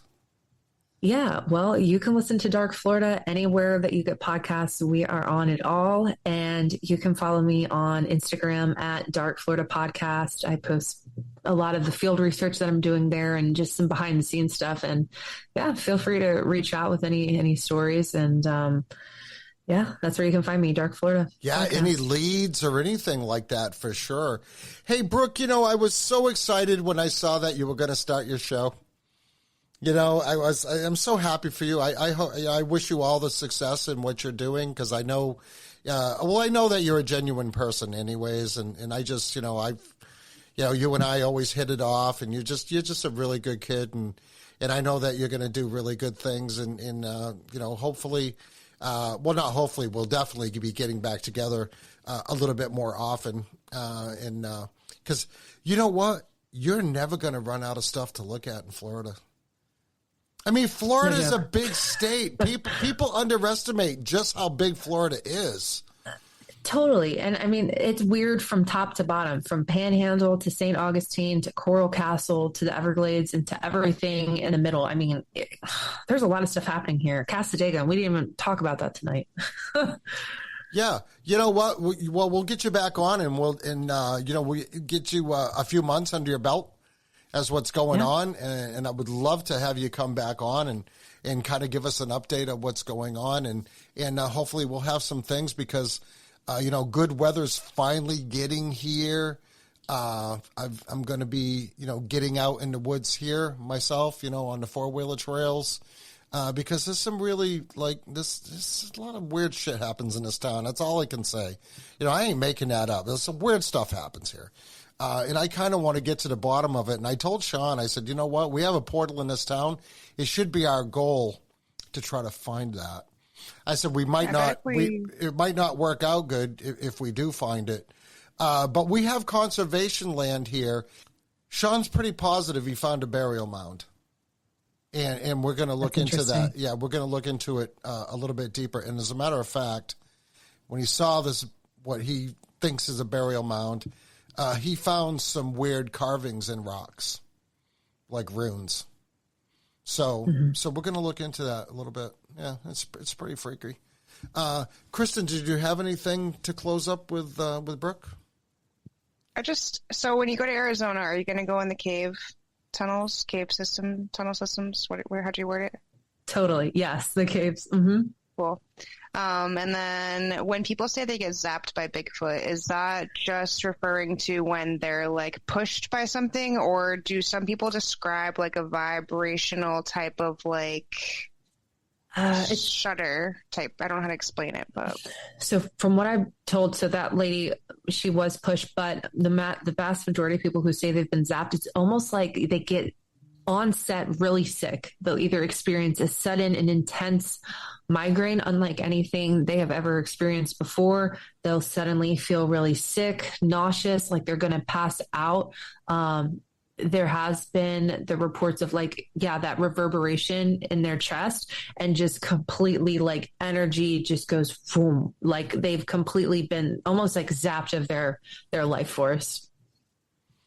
You know, I wanted to bring up, Brooke, and I'm wondering if Kristen, if this is maybe something along that line. And we didn't get a chance to talk about this, but you know the stories about the cloaking Bigfoots? And that's, I swear to God, I saw a cloaked Bigfoot up in a tree out behind my house. Swear to God. Because about 5 minutes later, a branch broke off that tree and fell like 30 feet. Now, this tree's like 100 feet tall. Like, we have big pines here, like old growth pines, right? That freaked me out. That freaked me out big time. What's a cloaking Bigfoot? A cloaking Bigfoot, think of the movie Predator. When you see, when you can, you know the predator's there, but you can't see him, but you can see this like holographic fog or something, or it's like see-through, but you know something's there. It's hard to describe. Watch the movie Predator, even just some clips, and you'll know what I'm talking about, because we've heard of stories of cloaking Bigfoots too, which again, if Bigfoot is a flesh and bone creature that's just evolved on Earth, there's no freaking way that it would be able to have the ability to cloak. Bigfoot is more than that. Well, I've definitely learned a lot, so I appreciate both of you, because I know, like, you know, I've always heard Bigfoot, and I know generally like what he probably looks like based on all these, like, you know, sighting or drawings or depictions of him. But to learn all of this has just been really eye-opening and really exciting and intriguing, and I'm going to be like deep diving, and I'm definitely going to check out some of your podcast episodes, Brooke, because like I said, I don't really listen to podcasts, but I do want to listen to yours, so I'm going to get on there. And she has the best voice for podcasts. She does. She really does. She really does. It's the soothing sounds of Miss Brooke Moreland on the Dark Florida podcast. And I'm like, oh my gosh, she's just so awesome.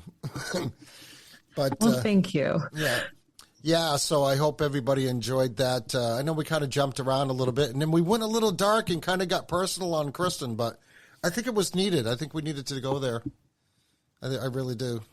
So we're going to work on that. I don't want Kristen bringing any more dark entities homes. I want to be able to exorcise the demons from Cut her. the tail off. You already had your tail taken off when you were just born. You weren't even 5 hours old and they would cut your tail off. I could hear the saw. Zzz. That's something I always tease Kristen about. And that's a joke. Laughing. Kristen did not have a tail when she was born. But we make it sound like it's a legit thing on some of the episodes. So, Kristen, do you want to let everybody know where they can find you? Yeah, I'm sure you'll throw the link in the show notes, but you can find me on most of the social media stuff at Ethereal Ghost 919. Some of it has a dot between ethereal and ghost, others don't. So Instagram, TikTok, I think Twitch, I forget. It's been so long since I've touched social media, really. But yeah, you do mostly just TikTok now, right? I don't really do much of anything right now. It's been a long year of being like a full-time employee plus a full-time caregiver, and now a hospice nurse and a lawyer. I'm like, you have a lot on your plate, kid, and I know you always do too. So, but thank you, Kristen, for taking the time. I know it's been pretty rough for you for a few weeks here, and but I will say, Brooke, that when I reached out to Kristen, I said, hey, we're going to get Brooke on the show. I really want you to be there, and I said, Brooke wants you to be there too. She goes, oh my God, I'll be there.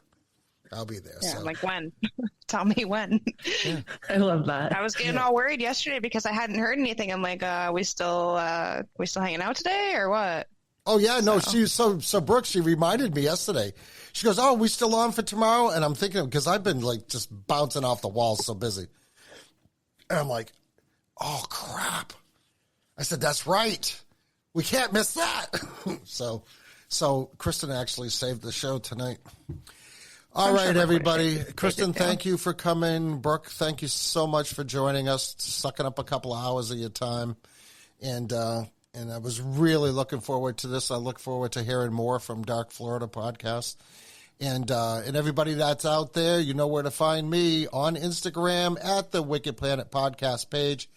I still have my Ron from New England page. I'm not very active on it. You can find me on X, Twitter, or Trickster, whatever you want to call it, at Ron from NE. It's the Stay Chill page. Other than that, if you want to email us, it's the same email address, the wickedplanetpodcast at gmail.com. If you got any ideas or whatever, you want to talk Bigfoot, or you want to come on the show, you want to do anything, let me know. Give me some leads. You want to get a hold of Brooke, you'll know how to get a hold of her. Of course, everybody knows how to get a hold of Kristen. All that information will be in the show notes. So, thanks, everybody, for listening. We're going to talk to you real soon. Stay spooky. Stay spooky. Yeah, Kristen, you just brought Stay Spooky to a whole new level after tonight's show. Yeah, sorry about that, guys. All right, everybody. Ron from New England, signing off.